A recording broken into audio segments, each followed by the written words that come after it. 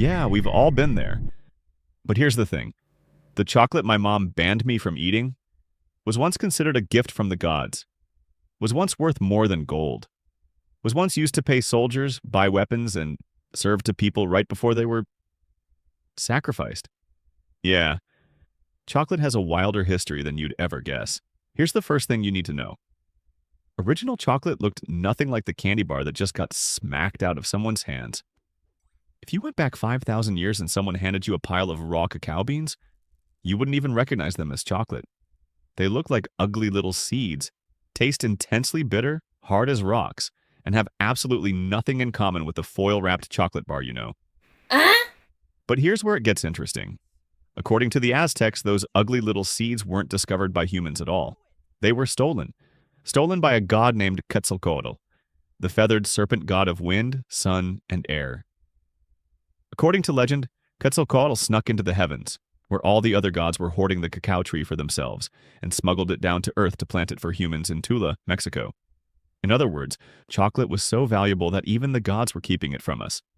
And the only reason we have it today is because one god decided to commit divine theft, which explains why the scientific name of the cacao tree, given by botanist Carl Linnaeus in 1753, is Theobroma cacao.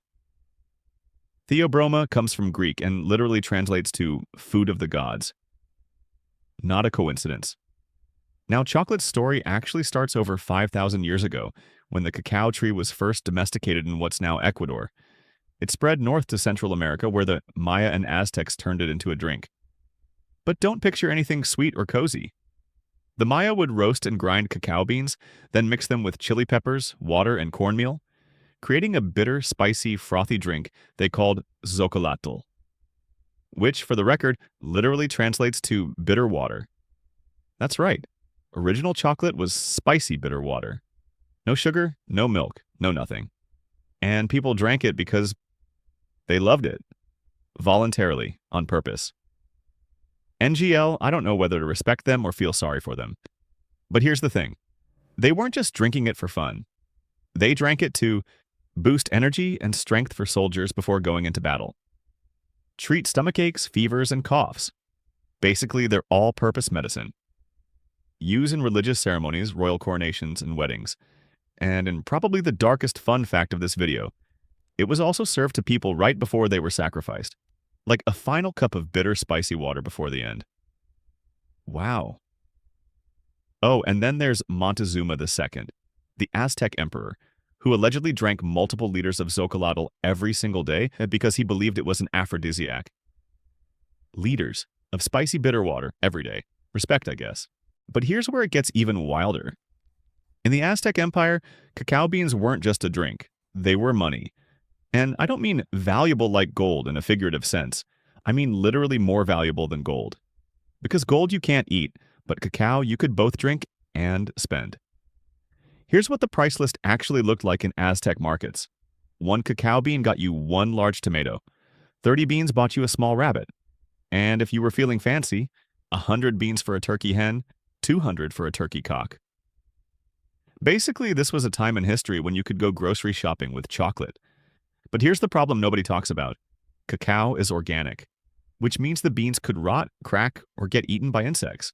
In other words, this was a civilization where your money could literally go bad. You leave your wallet in a humid place too long and your cash just spoils. And because it was so valuable, people did exactly what humans always do with anything valuable. They counterfeited it. Archaeologists have dug up cacao beans at multiple sites across Mexico and Guatemala that were perfectly preserved. Too perfectly preserved. They picked them up and they were clay.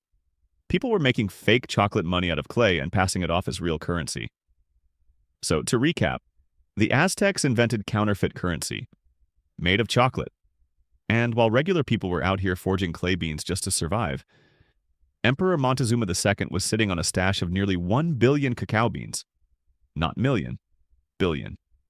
And he was drinking 50 cups of zocolatl a day. 50 cups of spicy bitter water every single day. Dude was the richest man in the world and couldn't stop drinking his money. So chocolate had been running Central America for thousands of years as currency, medicine, and the drink of gods.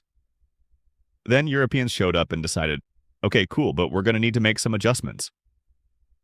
The most popular story says Christopher Columbus was the first European to bring cacao beans back to Europe.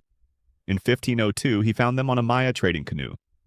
Now, if you've seen my video on tobacco, you'll know Columbus had a very specific habit when he encountered things he didn't understand. He threw them into the ocean. This time, he didn't. He actually brought the cacao beans back to Spain.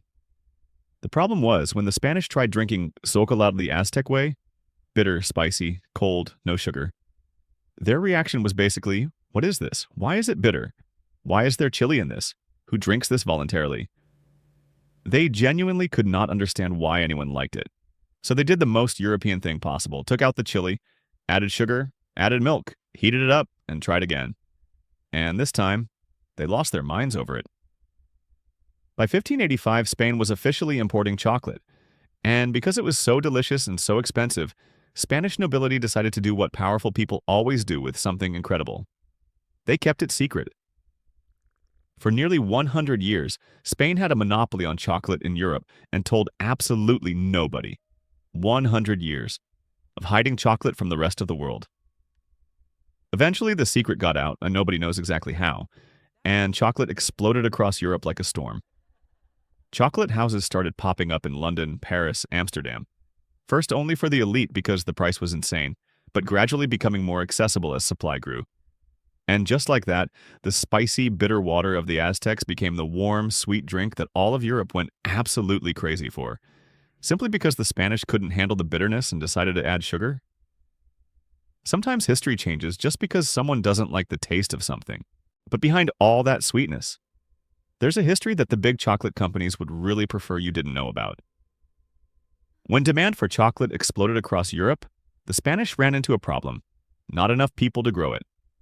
So they developed a forced labor system called encomienda, officially described as a mutual exchange where indigenous people worked in return for protection and religion. In reality, it was slavery. Indigenous people were brutally exploited on cacao plantations to feed Europe's growing appetite. And when slavery was officially abolished in Europe, the chocolate companies didn't stop.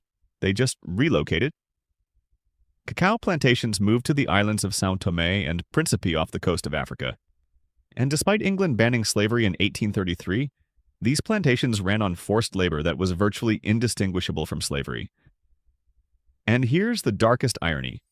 Cadbury, one of the biggest chocolate companies in the world at the time, whose owners were literally famous for their Quaker anti-slavery beliefs, was producing more than half of their chocolate from cacao grown by forced labor. Anti-slavery with their words. Very different story with their money. Now here's the part where you'd think things got better over time. It's 2026. Surely we fixed this, right? Right now, over 2 million children in Ivory Coast and Ghana are working on cacao farms in dangerous conditions.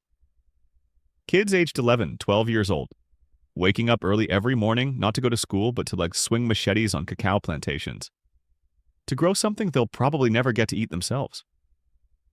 In 2001, the biggest chocolate companies in the world, Nestlé, Mars, Hershey, Cadbury, signed a formal pledge to completely eliminate child labor from the cocoa industry by 2005.